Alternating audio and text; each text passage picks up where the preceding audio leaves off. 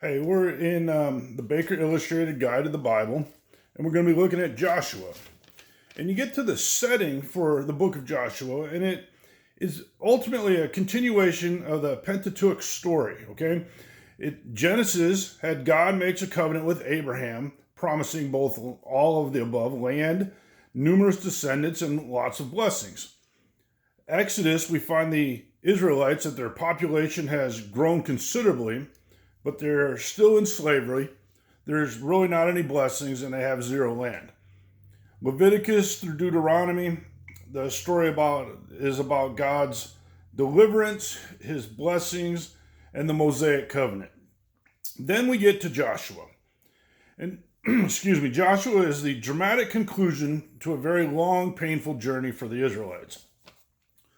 At this point, they're about to enter the promised land. They're going to drive out the Canaanites. They're going to take possession of the land and live peacefully at rest.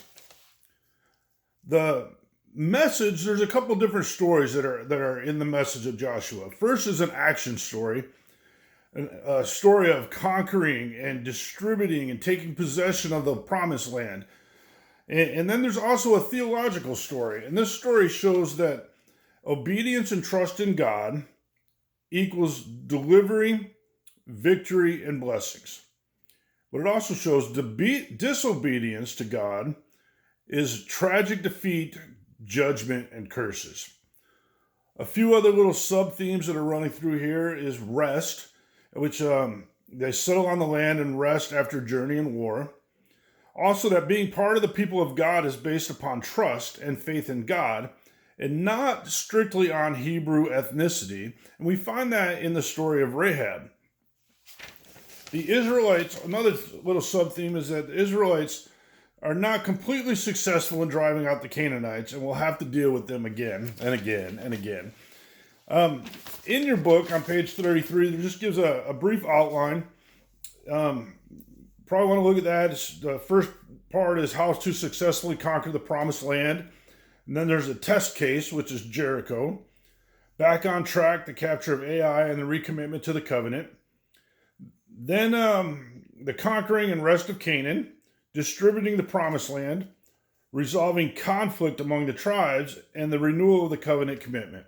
Finally, in your connections part, it says that in contrast to the constant grumbling and disobedience of the Israelites that characterize the story in Exodus and Numbers, the Israelites in Joshua generally obey God and his servant Joshua.